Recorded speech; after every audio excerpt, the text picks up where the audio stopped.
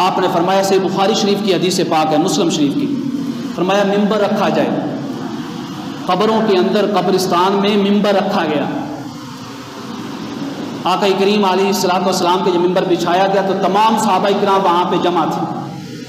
جو عرس ہوتے ہیں نا، جب برسیاں ہوتی ہیں، ان کے اوپر بھی کیا ہوتا ہے کہ آپ سال کے بعد کیا ہے ان کی یاد منا کے بیٹھ جاتے ہیں، ان کا عرس منا کے بیٹھ جاتے ہیں، ان کا تذکرہ کرتے ہیں۔ یہ کوئی بدعت نہیں ہے ایسی چیز کہ سال کے بعد آپ کسی کی برسی کریں، ایصال ثواب کریں، ان کا تذکرہ کریں۔ یہ صحیح بخاری شریف پڑھیں۔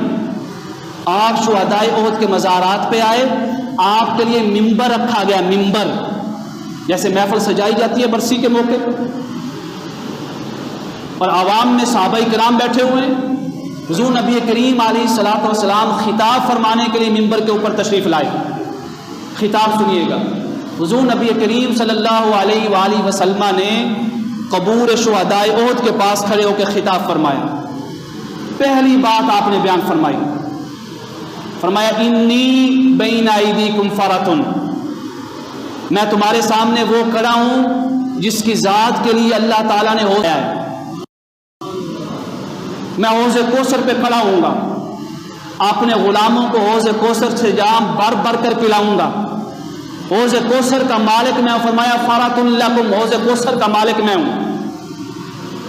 اس کے بعد دوسری بات آپ نے بیان فرمائی خطاب کرتے ہوئے، یہ خطاب ہو رہا ہے قبرستان کے اندر ہو رہا ہے، شہدائے احد کے مزارات کے اوپر ہو رہا ہے، اور کئی سال کے بعد ہو رہا ہے۔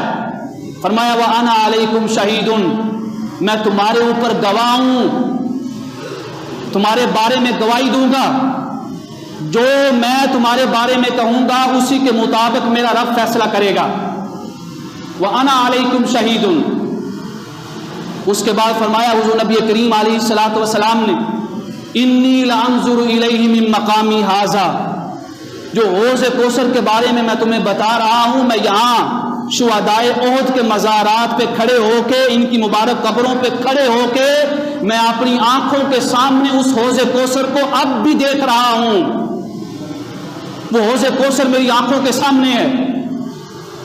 اس کے بعد آخری بات جو بیان فرمائی حضور نبی کریم صلی اللہ علیہ وآلہ وسلم نے فرمایا، لوگوں سن لو، لا اخشى علیکم ان تشرکوا بعدی، مجھے تمہارے بارے میں اس بات کا ڈر اور خوف نہیں ہے کہ تم ایمان لانے کے بعد مشرک بن جاؤ گے، پھر شرک میں مبتلا ہو جاؤ گے۔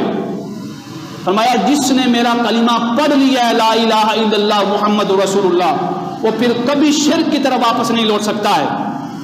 یہ حضور نبی کریم صلی اللہ علیہ وآلہ وسلم کیوں بیان فرما رہے ہیں؟ قبرستان میں کھڑے ہو کے بیان فرما رہے ہیں، شہدائے احد کی مبارک قبروں پہ کھڑے ہو کے بیان فرما رہے ہیں۔